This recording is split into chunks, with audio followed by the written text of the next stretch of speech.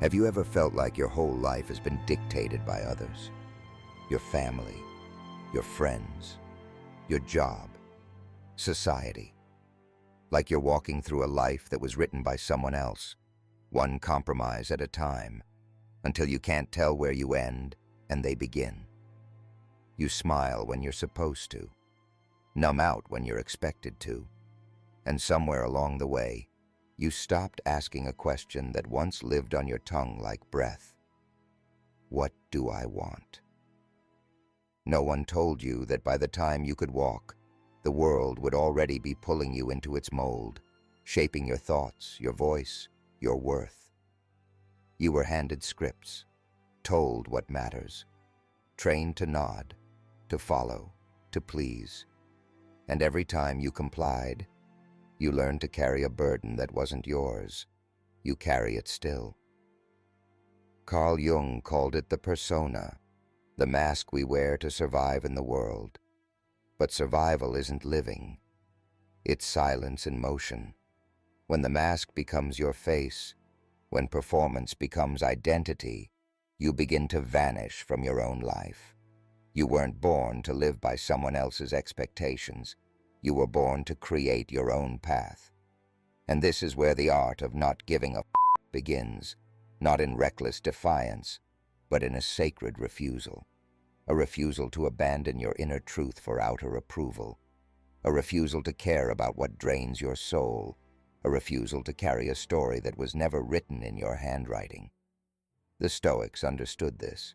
Marcus Aurelius wrote, "Everything we hear is an opinion, not a fact. Everything we see is a perspective, not the truth."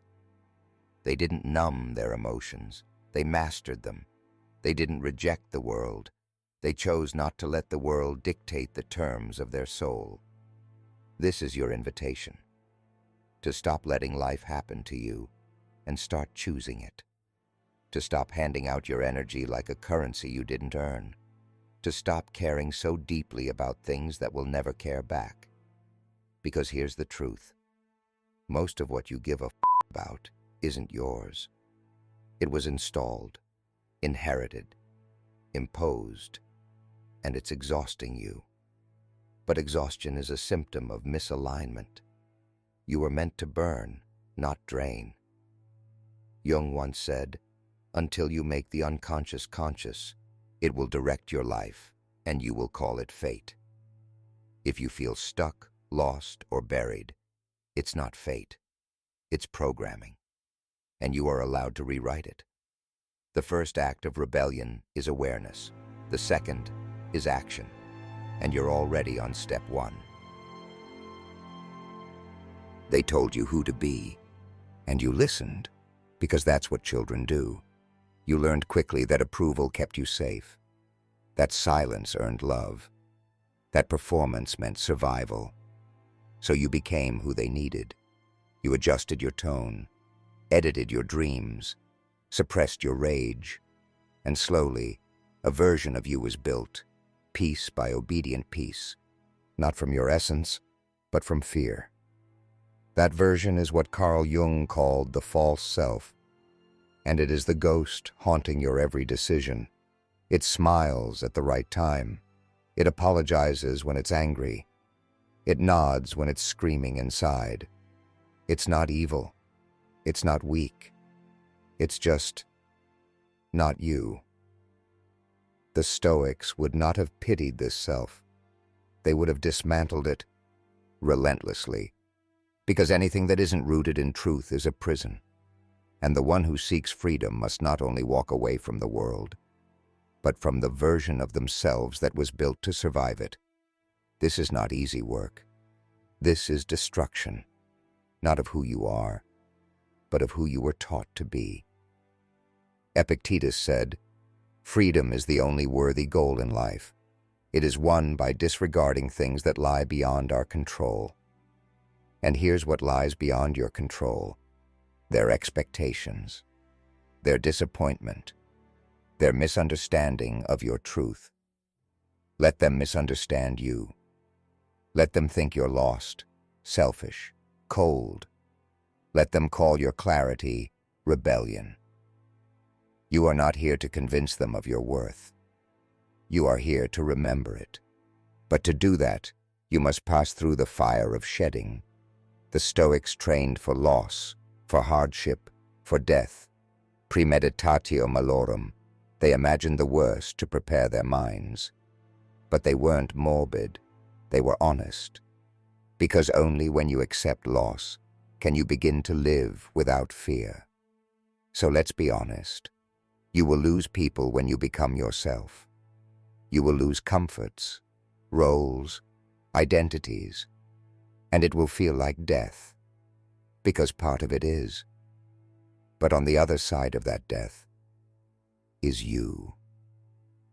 Jung wrote, "The privilege of a lifetime is to become who you truly are. But privilege demands sacrifice. You cannot hold on to both comfort and truth. You must choose. This is why the false self must be dismantled, not judged, not hated, not rejected, but gently undone, like peeling off armor that once protected you, but now only weighs you down. Ask yourself, who am I when no one is watching? What do I believe that I've never dared to say out loud? What part of me have I hidden just to belong? Bring those pieces into the light. Hold them with reverence. They are not shameful. They are sacred. They are you, unedited, unperformed, unafraid. And when you start living from that place, something shifts. You no longer chase. You no longer explain. You no longer need permission. You just are. And that is terrifying. To those who still serve the lie.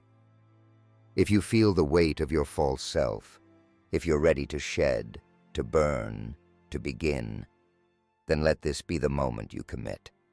Not to becoming something new, but to unbecoming everything you're not. We're not done.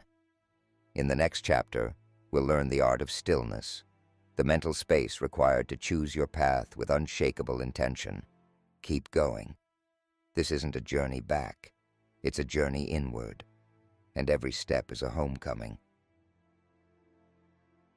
Once the mask begins to crack, silence rushes in. It's not peaceful at first. It's disorienting. When you let go of who you're not, the question echoes louder than ever. Then who am I? Most people run from that silence. They rush to rebuild. New goals, new labels, new distractions. They mistake movement for meaning, noise for clarity. But what they're doing is replacing one false story with another. The Stoics did not rush. They did not run. They sat. They watched. They waited. Seneca wrote, "It is not that we have a short time to live, but that we waste much of it. Wasted on busyness, on performance, on unconscious reaction, because it's easy to perform. It's harder to pause. But the pause is power. You're not meant to rebuild your identity overnight. You're meant to sit in the ruins, to let the dust settle, to breathe in the ashes of who you thought you were, and to listen. That stillness, terrifying to some, is sacred to the one who wants to be free. It's the space between the breath, between destruction and creation, between unconscious living and deliberate becoming. Jung said, "Your visions will become clear only when you can look into your own heart. Who looks outside dreams. Who looks inside awakes." Stillness is the looking inward. And when you begin to live from that space, your actions are no longer reactions. They are responses, not to noise, not to fear, but to the quiet voice of your own truth. This is what the Stoics called ataraxia, a lucid state of robust inner calm, not the absence of chaos, but a refusal to be ruled by it. Because even now the world is trying to pull you back in. Scroll faster, consume more, react instantly. They want you distracted, because a distracted person is obedient, but a still person is dangerous. Stillness is not passivity, it's presence. It's the space from which real creation happens, not imitation, not desperation, but art born from clarity. And clarity requires solitude. It requires the courage to be still while the rest of the world is screaming for your attention. So here's the challenge. Don't rush to reinvent. Don't fill the space just to feel full. Let the void speak. Let your real voice answer. That voice will not scream. It will not beg. It will whisper, "Now we begin." You've broken the mask. You've sat in the stillness. Now it's time to choose. In the next chapter, we step into creation, not from reaction, not from fear, but from deliberate power. You'll learn how to rebuild your life with intention, how to align action with truth, and how to stop giving a about anything that distracts you from your path. Keep going. This is where it gets real. You've stood in the ashes. You didn't run. You didn't rebuild just to fill the silence. And now, something within you is ready to move again. But this time, it's different. This isn't ambition born of ego. This is creation rooted in clarity. Most people build their lives like patchwork, grabbing pieces from others, stitching together identities made of borrowed dreams. Their homes are made of shoulds, and their calendars reflect everything but their soul. But not you. Not anymore. You're not here to decorate a cage. You're here to build a kingdom, one aligned action at a time. The Stoics were not just philosophers. They were creators of lives, builders of discipline, masters of deliberate living. Marcus Aurelius, while commanding armies and ruling an empire, still wrote in his journal every night, reminding himself to act justly, speak truthfully, and live as if death stood behind him. He understood something we've forgotten. Right action is sacred, not performance, not perfection, but integrity, intention, alignment.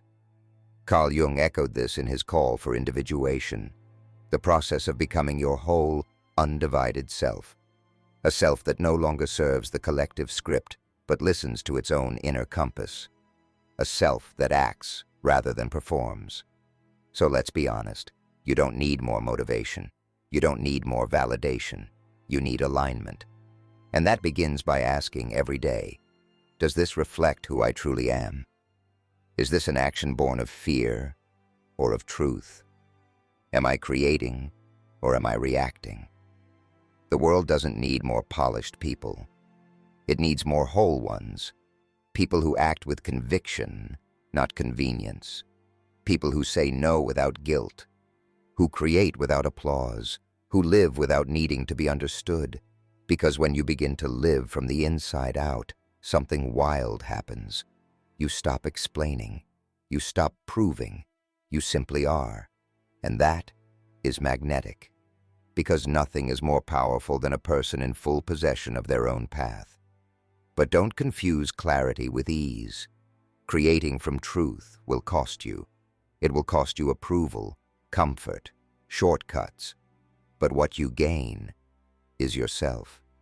The Stoics taught us to expect resistance, to move forward anyway.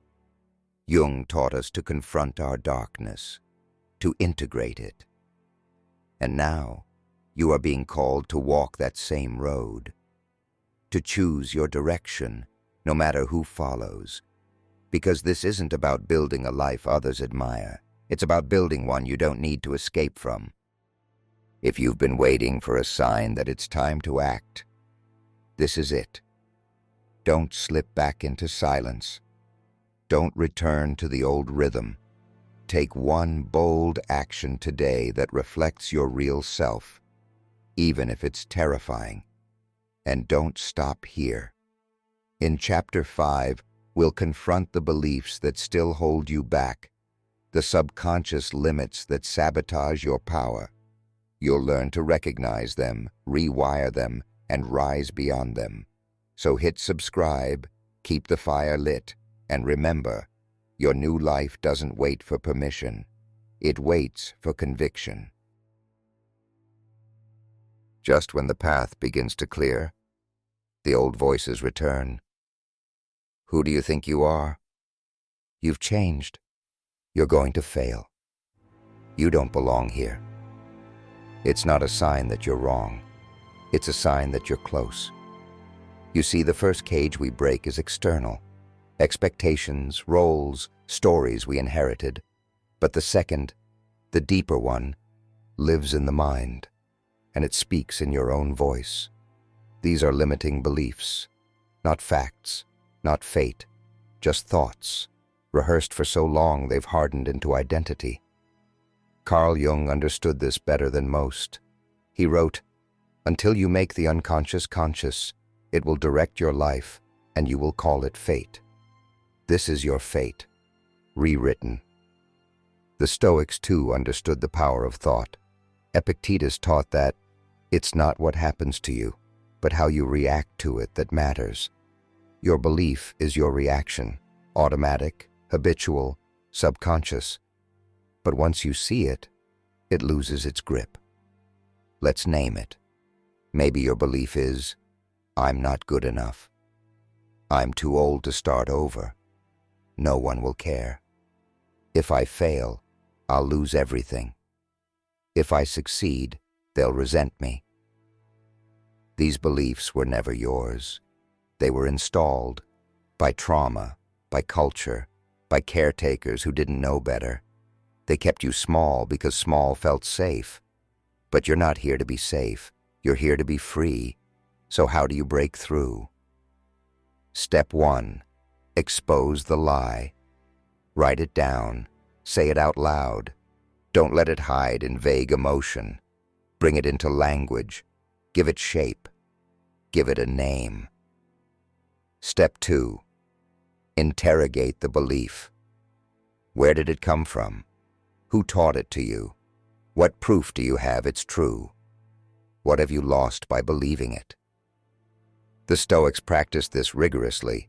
They didn't just meditate. They examined. They filtered every thought through truth. They didn't trust fear. Neither should you. Step 3. Replace it with intention. The mind hates a vacuum. Once the lie is gone, something real must take its place.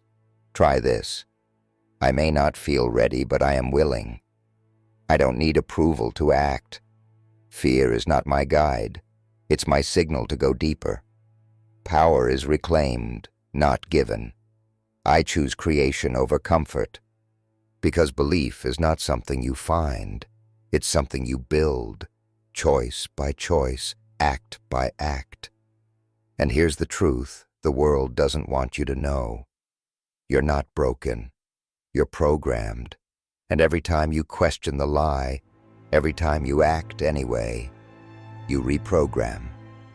This is where power lives. Not in the absence of doubt, but in the refusal to obey it. And if you fall, good. The Stoics welcomed failure as training.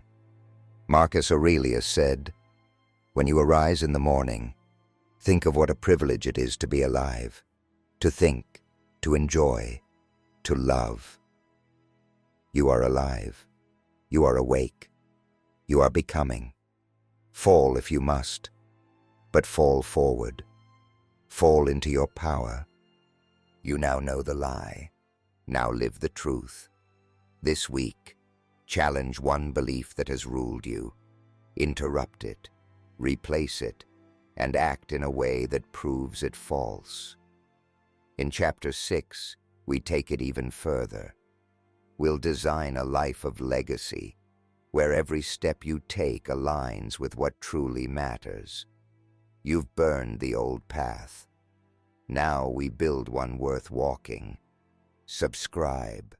Stay locked in. You are not done. You are only now becoming dangerously free. Most people live like they'll never die.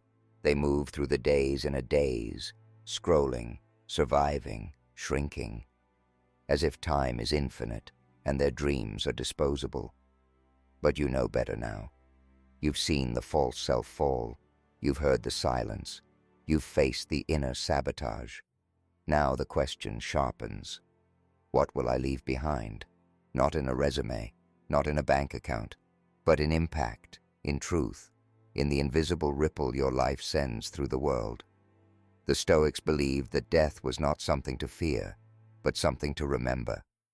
Memento mori.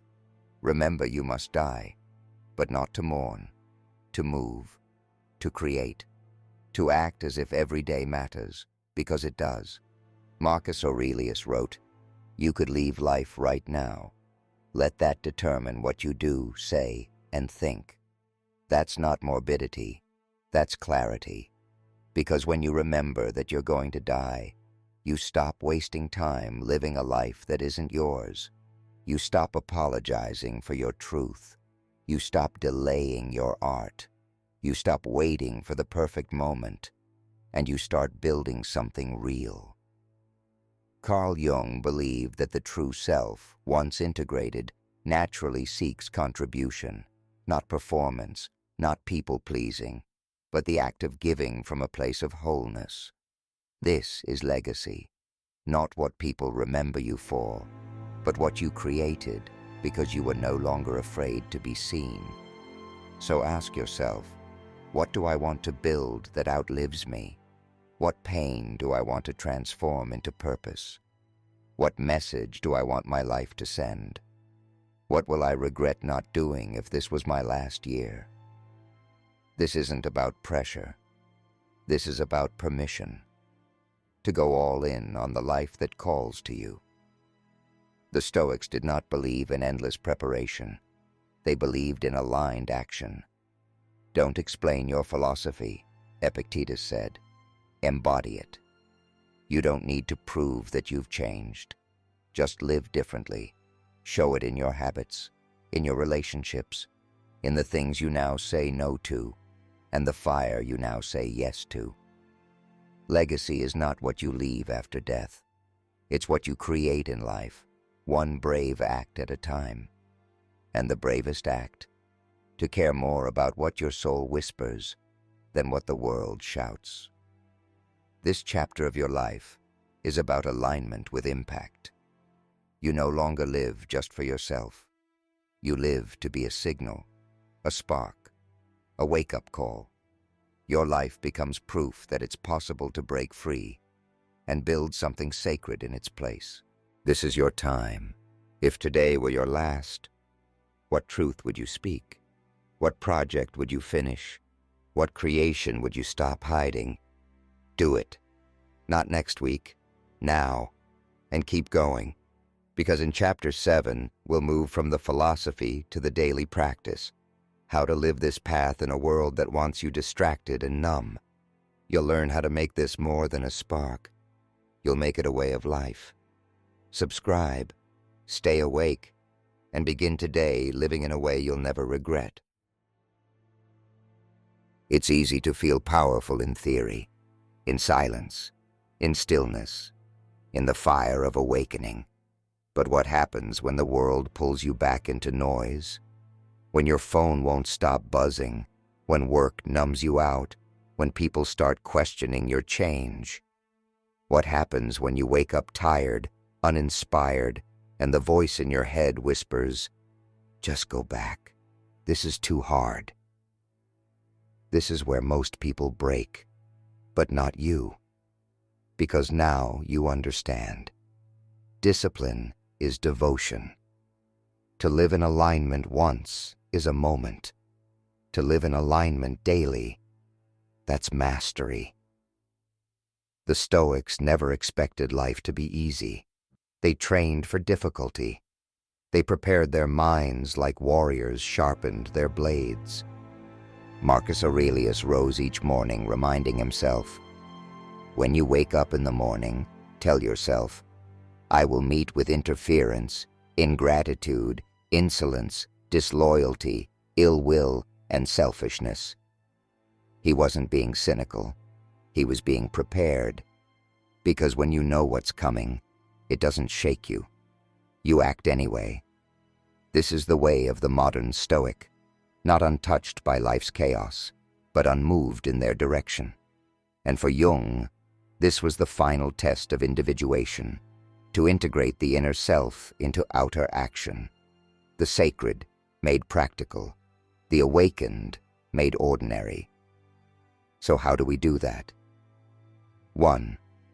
Start with morning clarity. Before the world invades your mind, reclaim it. 5 minutes, no noise, no scrolling. Ask, what matters today? What lie might try to control me? What truth will I act on no matter what? This isn't self-care, it's spiritual warfare. 2. Keep a daily journal. Not to vent, but to observe. Track your actions, your reactions, your wins, your shadows. This is your personal data, your spiritual audit. Epictetus said, if you want to improve, be content to be thought foolish and stupid. That's what daily reflection does. It humbles the ego. It brings the unconscious to light. 3. Define your non-negotiables. What truths will you refuse to betray, no matter how tired or pressured or afraid you are? Choose 3. Live by them. They are your anchor, because the world will test you. Your past will tempt you. Your old self will beg for resurrection. And the only way forward is to show up anyway, not because you feel like it, because it's who you are now. You're not chasing motivation anymore. You're moving from identity. You are a person who acts with intention. You are a creator of your reality. You are someone who chooses the aligned path, even when no one claps. This is how legacy is built. One unseen choice at a time. One quiet FCK not given at a time. Because the world doesn't need more performances. It needs more people living with fire in their bones and peace in their minds. That's you now, and no one can take that from you, unless you give it away. You've come too far to turn passive again. This week, build your rhythm. One sacred morning, one aligned action, one moment of radical stillness. Track it, reflect, own it. In Chapter 8, we'll bring it all together. How to sustain this new life, fuel it creatively, and make it yours forever. This is your path now, your truth in motion. Subscribe to stay on course, and remember, 1,000 silent steps build the loudest legacy. You didn't just listen, you changed. Not loud, not sudden, but from the inside out. Brick by invisible brick. And now, something is different. You don't flinch at the silence anymore. You don't shrink under disapproval. You don't reach for permission before you speak. Because you've remembered who you are. You've reclaimed your power to create. Not just art, a life, a philosophy, a path of your own making. This is what it means to not give up. Not to be numb, not to be cruel, but to be precise in what you allow to shape you. To withdraw energy from what is hollow and pour it into what is sacred. To build what doesn't yet exist. To live aligned with your soul instead of your survival. Marcus Aurelius said, "The soul becomes dyed with the color of its thoughts." So now, your mind is your paintbrush, and your future is your canvas. This is no longer theory. This is craft. You craft your beliefs daily. You craft your boundaries with care. You craft your time like gold. You craft your responses, no longer letting emotion command your actions. And you craft your creations, not for applause, but because they are your truth, made visible. And this is where your greatest power lives. You are no longer waiting for life to happen. You are designing it. Carl Jung believed the individuation process was the birth of meaning, not comfort, not success, Not ease, but meaning, real, embodied, earned. Because the most beautiful life is not one without scars. It's one where every scar has been integrated into the masterpiece. And you now are a walking masterpiece in progress. So don't stop. Don't drift back into sleep. Don't let this fire dim because life gets loud again. Instead, commit to practicing, to building, to refining, to waking up again and again and again. You now know what matters. You know how to return to stillness. You know how to question the lie. You know how to act with clarity. You know how to live like you'll die, without regret. So what now? You create. You create systems that support your focus. You create spaces that mirror your inner peace. You create habits that guard your energy. You create relationships built on depth, not performance. And you create work that means something, not just for others, but for yourself. Because creation is no longer optional. It's who you are. You've stopped waiting. You've stopped asking. You've stopped handing your life away to distraction and fear, and now you begin. This is your moment. Not a climax, but a launch point. Because from here you'll live differently. You'll see through the noise. You'll speak without shrinking. You'll create without asking if you're allowed.